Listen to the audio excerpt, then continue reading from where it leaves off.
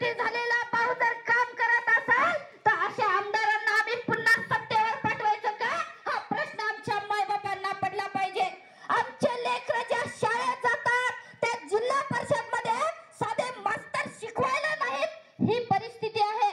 आणि त्यांचे लेकरं मात्र बाहेर देशात इंग्लिश मीडियमला. संविधानाने जो अधिकार दिलेला आहे तो आमच्या लेकरांना त्याच शिक्षण मिळालं पाहिजे आणि या सरकारच्या आमदारांच्या लेकरांना सुद्धा त्याच शिक्षण मिळालं पाहिजे.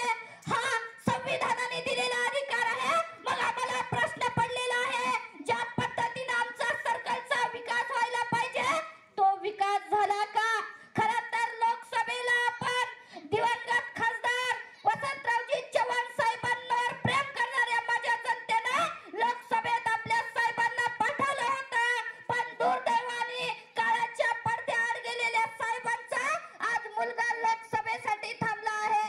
परंतु या भाजपच्या सरकारने आणि या भाजपच्या याच ठिकाणी काम करणाऱ्यांनी मोठ्या मनाने बिनविरोध सीट काढायला पाहिजे होती लोकसभेची.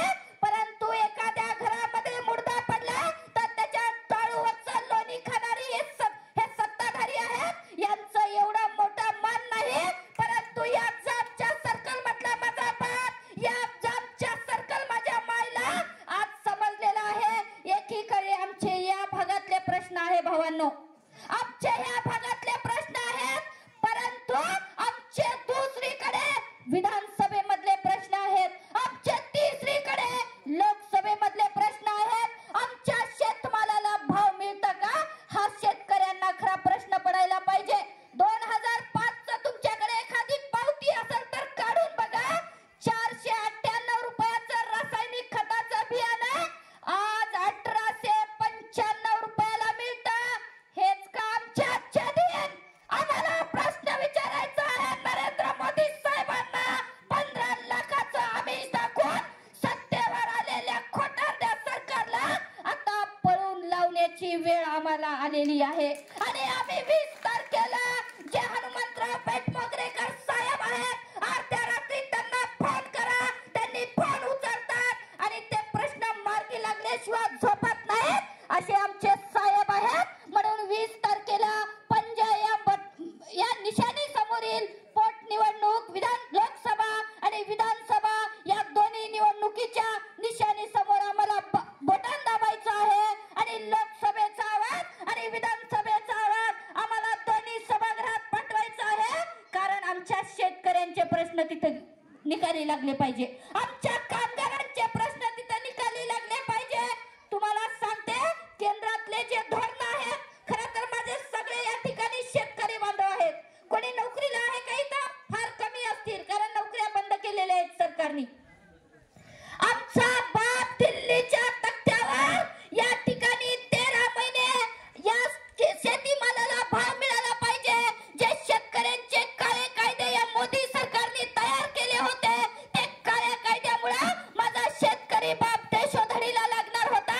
म्हणून देशातल्या शेतकऱ्यांनी 4 सीमा बंद केल्या आणि तो शेतकऱ्यांचे काळे कायदे मागे घेतले पाहिजे म्हणून लढत होता. परंतु दुर्दैवाने सांगावंसं वाटलं, माझ्या शेतकऱ्यांना सुजलाम सुफलाम करण्याचा स्वप्न बघणारा माझा शेतकरी आहे. त्या शेतकऱ्यांवर, त्या दिल्लीच्या बॉर्डरवर या नरेंद्र मोदीच्या सरकारने हल्ले करण्याचं काम केलं. नुसते हल्ले करून थांबले नाही, त्यांच्यावर गोळीबार केला, त्यांना नक्षलवाद्याची उपमा दिली, त्यांना आतंकवाद्याची उपमा दिली. एवढ्यावर थांबले नाही शेतकरी भावांना. आपण टीव्हीवर बघितलं असाल, त्यांच्या एका खासदाराच्या, भाजपच्या एका खासदाराच्या पोरानं आपली कार शेतकऱ्यांच्या अंगावर घातली आणि माझ्या 4 शेतकऱ्यांना तिथं बलिदान द्यावं लागलं. 13 महिन्यामध्ये माझे 754 शेतकरी तिथे बलिदान दिलं. त्या बलिदानाचा बदला आम्हाला 20 तारखेला घ्यायचा आहे.